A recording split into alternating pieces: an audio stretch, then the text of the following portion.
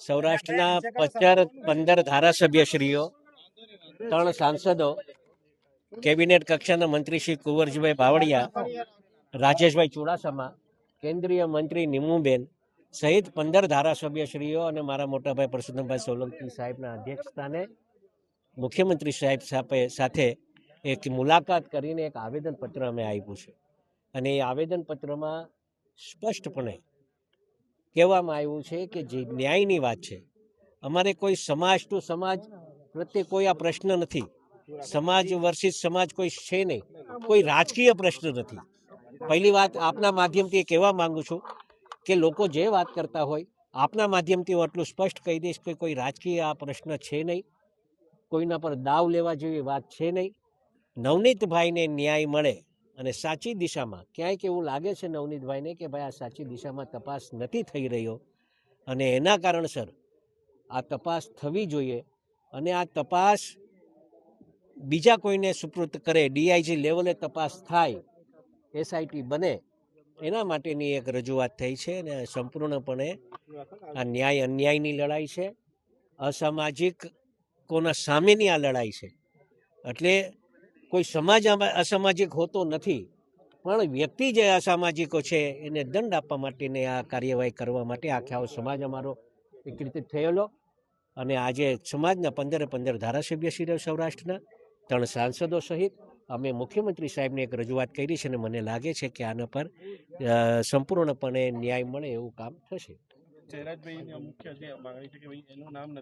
જયરાજભાઈ હશે જો આમાં તોમતદાર, તો જયરાજભાઈ બી આવી જશે. જે તોમતદાર હશે, જે વાસ્તવિક, અમે કોઈનું નામ લેવા માંગતા નહીં, પણ ક્યાંક ને ક્યાંક એવું લાગે કે કદાચ કોઈક આમાં વ્યક્તિગત કોઈ સંડોવણી જેની હશે, એ વિઝ્યુઅલ તપાસવામાં આવશે, કોલ ડિટેલ્સ તપાસવામાં આવશે અને એમાં પછી જે કોઈ દોષી હશે એના પર કાર્યવાહી કરવામાં આવશે. જ્યારે આ વિવાદ છે ત્યારે પોલીસ તરફથી એવું નિવેદન હતું કે આ તો બાતમી દારૂની ને એ બધું છે. એ થોડીક મને એવું ક્યાંક ને ક્યાંક એવું લાગ્યું કે થોડીક ઝડપથી આ નિવેદન આપવામાં આવી ગયું હતું અને તપાસ વ્યવસ્થિત દિશાએ નહોતી થઈ. અને એના પછી જે તપાસ થઈ રહી છે એ અમને લાગે છે કે આ તપાસ સાચી દિશાએ થવા માંડી છે. મુખ્યમંત્રી સાહેબે સ્પષ્ટ કીધું છે કે આમાં જે ન્યાયની વાત હશે, જે સાચું હશે એ જ કરશે. સરકાર એમાં સહયોગ આપશે. એટલે આ 15 ધારાસભ્ય સાંસદોને બી એવું લાગ્યું છે કે નહીં, અમારે આ તપાસ જે છે માયાભાઈ પણ અહીંયા આવ્યા હતા, કક્ષાના મંત્રીઓને બધાને મળ્યા છે.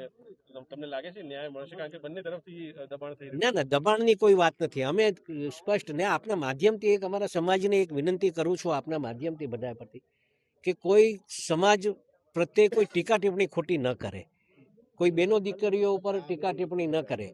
આ આપણે જે નવનીતભાઈને ન્યાય મળવા માટેની વાત છે, નવનીતભાઈને ન્યાય અપાવવા માટેની વાત છે અને સાચી દિશાએ તપાસ થઈ અને જે કોઈ આમાં દોષી થશે એને કાર્યવાહી થાય એવી માત્ર અમારે આવેદનપત્ર એક આપવામાં આવ્યું છે. મુખ્યમંત્રી શું ધરણા આપી તમે રજૂઆત કરી?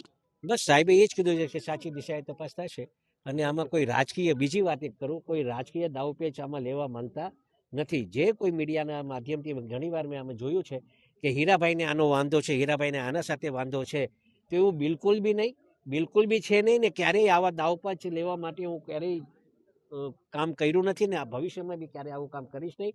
માત્ર ને માત્ર આ તો ન્યાય અને અન્યાયની લડાઈ છે અને અમે માનીએ છીએ કે જે લોકો સાથે આ બનાવ બન્યો છે એને ન્યાય મળે એ માટેની જ આ સંપૂર્ણપણે વાત છે. Thank you.